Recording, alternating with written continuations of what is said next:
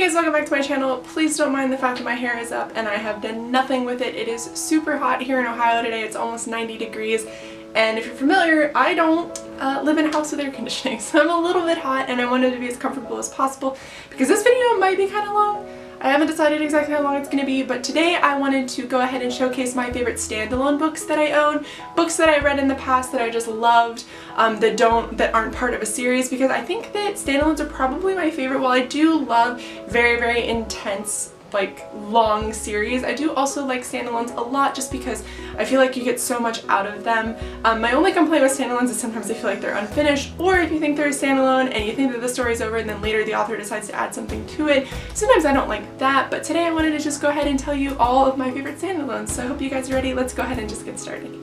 So the first book I have here, I'm just going to need you to kind of ignore the status of it. It is a book that I've had for a very long time, and it is Looking for Alaska by John Green. Now, I love John Green as a person. I think that he is witty and funny and adorable, and this book, when I read it when I was like 15, I really loved. I'm thinking about rereading it just to see if I love it as much as I do, but also I kind of don't want to ruin it for myself because I have really good memories with this book, but I might still do it anyway. The story follows Miles, who is a young boy who decides to go to kind of like a boarding school in a way, and he meets different characters there. He meets other kids there. One of them is named Alaska, and she's our other main character, and she is everything that I wanted to be when I was younger. She's very like philosophical and a little bit weird, and the story just follows them and, you know, kind of the struggles that they go through with him trying to get through school, and it's really just a story about life. Now, the ending of this book is not at all what I was expecting it to be, but it is still very good. If you have read this, I know you understand that this is just a wonderful book. If you haven't read it, I would definitely recommend it if you are a fan of John Green or you do like contemporary.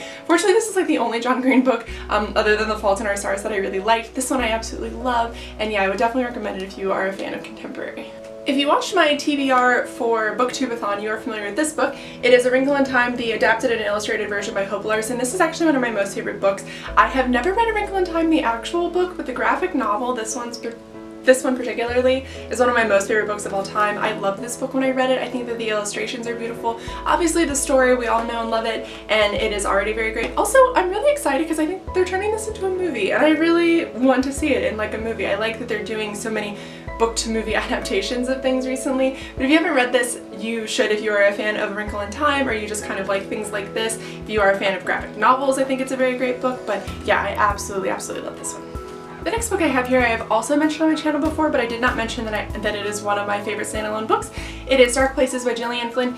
This book, as I've mentioned before, is a story about a girl whose family is murdered and someone that she knows is wrongfully accused of that murder, and this follows her as an adult trying to track down who actually did commit the murders, or to confirm whether or not the person that she knows is the person who did it. So this story is a whirlwind. It's a very quick read. It's very fast paced. I loved every single one of the characters in this.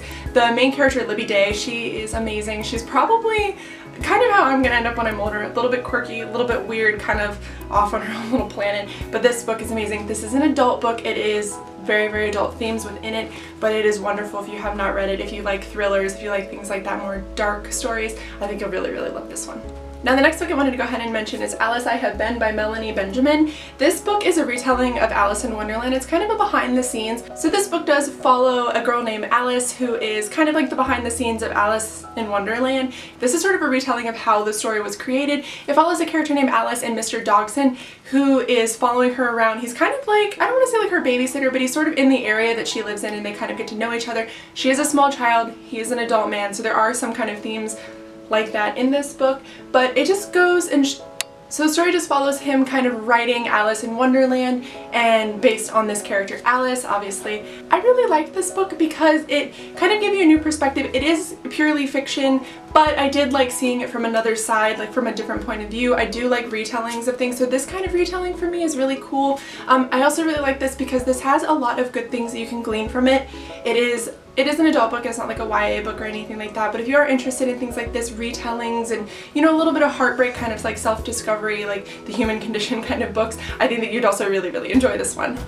And the last book I have on here is a book that I've read a couple of times, but please ignore the half-price book sticker. It is McKee by Stephen King. I don't know if you can see, you probably see a little bit better here, but this book is wonderful.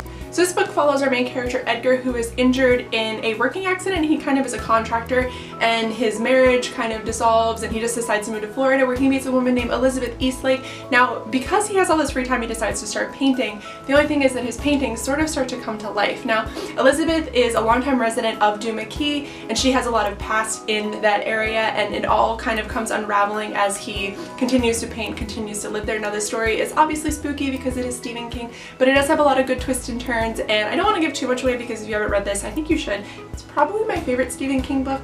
It's definitely up there. Definitely in standalones it's my favorite, but it is a wonderful book. It is, like I said, very, very creepy though, but I think it's worth it if you are interested in something like this. Alright guys, that is it for a review of my favorite standalones. I hope you guys enjoyed this video. If you'd like to see more of my favorite standalones, let me know. I hope you guys are having a good week, and I'll see you in my next video. Bye!